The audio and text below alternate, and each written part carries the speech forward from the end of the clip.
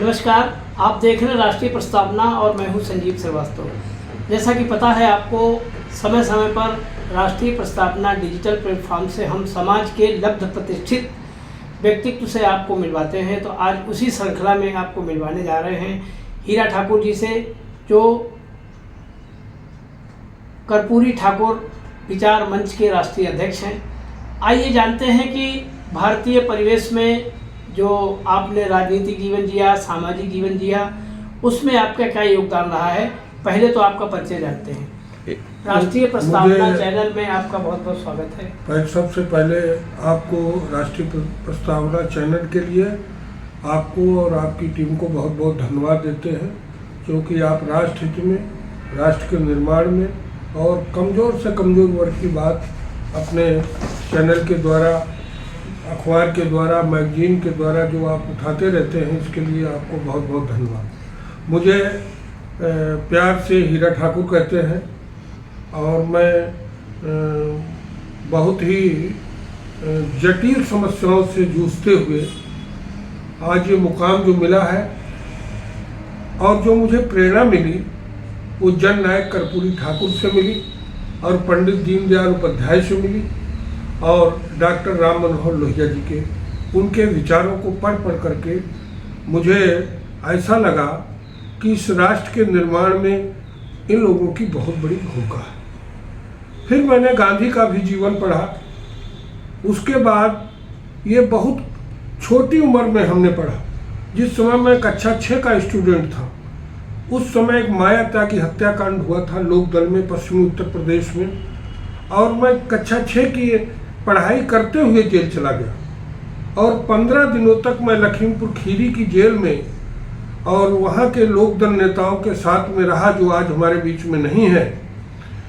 और मैं वहाँ 15 दिन जेल में रह करके मुझे ऐसा लगा कि इस देश में कलेक्टर बनना बड़ी चीज़ नहीं है, इस देश में पूंजीपति बनना बहुत बड़ी चीज़ नहीं है, इस देश में अपने को राज सत्ताशाही को विकसित करना बड़ी चीज़ नहीं है। इस देश में जो मजलूम है, जो इस देश का आखिरी व्यक्ति है, उसके घर में अगर चिराग जला दो, यही सच्ची इस राष्ट्र के लिए श्रद्धांजलि होगी। इसके लिए मैंने अपने जीवन को पूरा समर्पित कर रखा है और उसके लिए आप लोग जानते हैं, मैं बहुजन समाज पार्टी में रहा, वहाँ विधान परिषद में रहा, उसका नेता रहा, उप नेता रहा, प्रदेश का जनरल सेक्रेटरी रहा, कई राज्यों का प्रभारी भी रहा।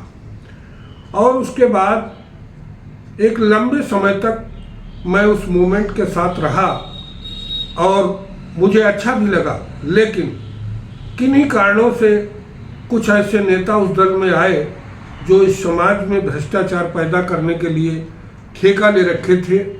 परिणाम ये हुआ कि मैं भागा नहीं, बल्कि मुझे वहाँ से हटाया गया।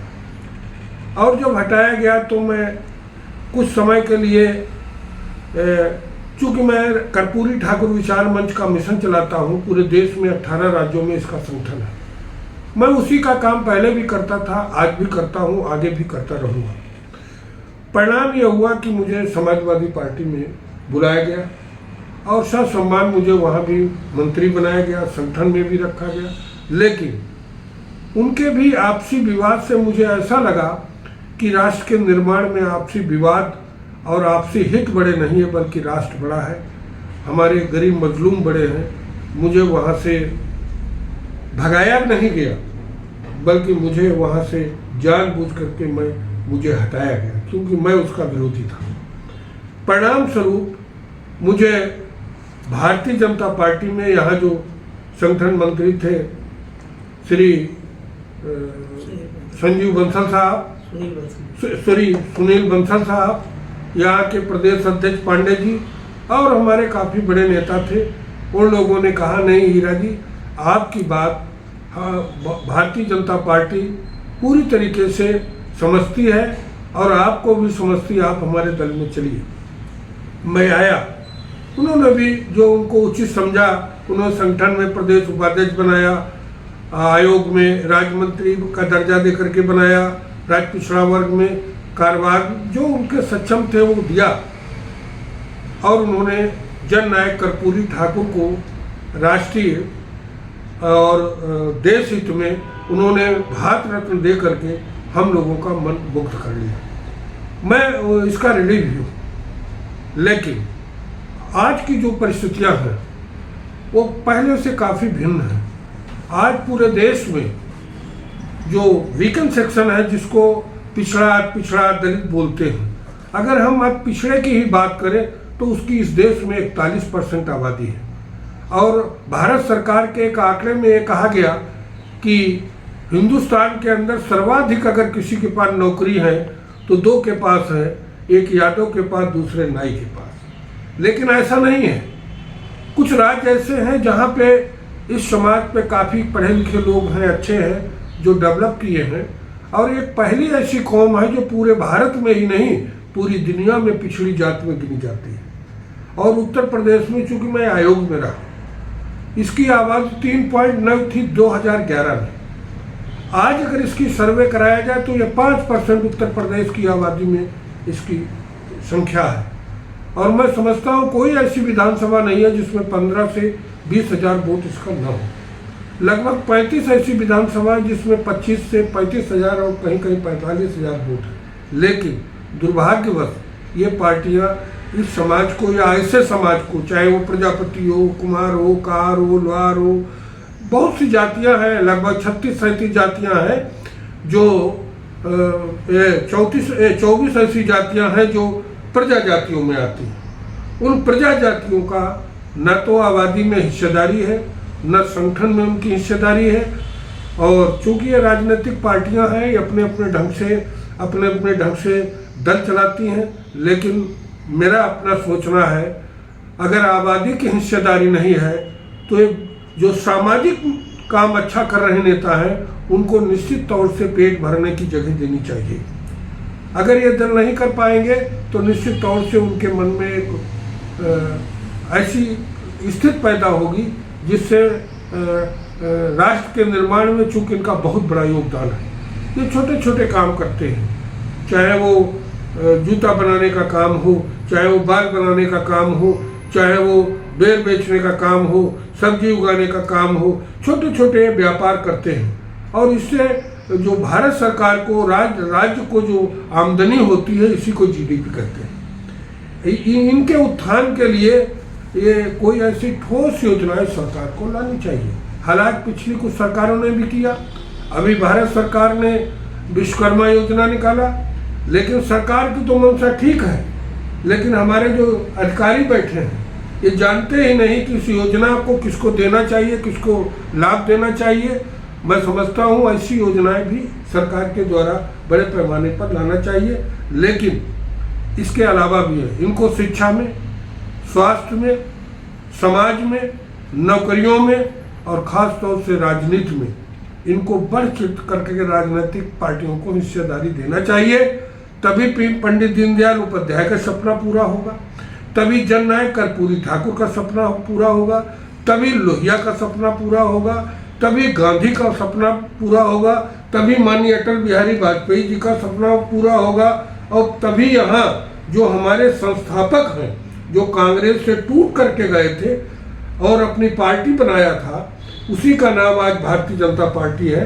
तभी ये आरएसएस जो संघ परिवार हमारा है, जिसमें बड़े पैमाने पर राष्ट्र के निर्माण में कुर्बानी देता है, लोग अपने परिवार को नहीं बचाते हैं, समाज को बनाने का काम करते हैं। उनकी भी यही इच्छा है कि अंतिम आदमी तक, जिसके घर में सदियों से चिराग न जला हो, उसके घर में अगर चिराग जल जाएगा तो मैं समझता हूँ उनका भी सपना पूरा है। आपने अपने वक्तव्य में पूरा वृत्त चित्र जो खींचा है, उसमें सामाजिक जीवन भी आपका दिखाई दिया, छात्र जीवन भी आपका दिखाई दिया, आपकी सोच भी दिखाई दी, समाज के प्रति आपकी वेदना भी दिखाई दी। आपने जिस कर्पूरी ठाकुर जी के नाम से जो राष्ट्रीय मंच बनाया है, उस मंच के माध्यम से अपनी कुछ उपलब्धियां बताना चाहिए। जी, जननायक कर्पूरी ठाकुर को जब ये इसका गठन हुआ, आज के 15 वर्ष पहले जब गठन हुआ, गठन के टाइम कर्पूरी जी के बारे में लोग बात नहीं करना चाहते थे। और उसका एक मैं घटना सुनाना चाहता हूँ। एक लालची नाई का पाठ था। कक्षा 6 की किताब में। और उस समय बहन कुमारी मायावती जी मुख्यमंत्री थे और गठबंधन भारतीय जनता पार्टी की सरकार थी। उस समय झांसी के राज्य शिक्षा मंत्री थे शुक्ला जी, रविंदर शुक्ला जी। मैं उनका यहाँ प्रस्ताव लेकर के गया कि भाई कर्पूरी जी के नाम से उनके बड़ा समाज अपमानित होता है और मैं कर्पूरी ठाकुर विचार मंच का राष्ट्रीय अध्यक्ष हूँ, आप ये लालची नाई का पाठ निकाल दें। तो उन्होंने कहा कौन सा कर्पूरी ठाकुर, मुझे तो पता नहीं है। मुझे बहुत पीड़ा हुई और मैं जा करके माननीय मुख्यमंत्री से मिला और जब मैंने अपनी बात रखी तो मैं धन्यवाद उनको देना चाहता हूँ। निश्चित तौर से आज मैं उनके साथ नहीं हूँ कि आइडियोलॉजी जो बीच में अपने दूसरे रास्ते पे गई, मैं उसे नहीं पसंद करता हूँ, लेकिन मैं उनको धन्यवाद इसलिए देना चाहता हूँ। मेरी बात सुनो, उन्होंने अपने अधिकारियों को बुलाया और नोटिफिकेशन किया कि लालची नाई का पाठ बहन कुमारी मायावती जी ने निकाला और ये बीबीसी में जब आया 8:00 पे तो पूरे देश में खुशी की लहर हो गई। जैसे आज भारतीय जनता पार्टी ने जननायक कर्पूरी ठाकुर को भारत रत्न जब दिया तो पूरे देश का उनके मानने वाले जो थे वो आज भी गदगद हैं, कल भी रहेंगे, क्योंकि महामानव की पूजा होना और एक ऐसे व्यक्ति की पूजा करना जो झोपड़ी का लाल हो, 2 बार मुख्यमंत्री हो, देश का बड़ा नेता हो और जब मरे तो उसके यहाँ 10x10 की झोपड़ी में खाने के लिए उसके घर में आटा ना हो। आज जननायक कर्पूरी ठाकुर के विचारधारा को, उनकी सोच को दूसरे राजनीतिक पार्टियों को या कार्यकर्ताओं को आत्मसमर्पण करना चाहिए, जिससे राष्ट्र में एक नया विषय जुड़ेगा। जैसे कर्पूरी जी के बारे में बहुत सी ऐसी चीजें हैं। वो अंग्रेजी के विरोधी थे, पहले इस देश के नेता थे जिन्होंने सिविल सर्विस में अंग्रेजी को अनिवार्य होने से खत्म किया बिहार में, और उन्होंने 1 लाख लोगों को गांधी पार्क में बिठाल करके लोगों को नौकरी देने का काम किया। उसमें न जात पूछा न धर्म पूछा, जो जिस लायक था उसको नौकरी दिया।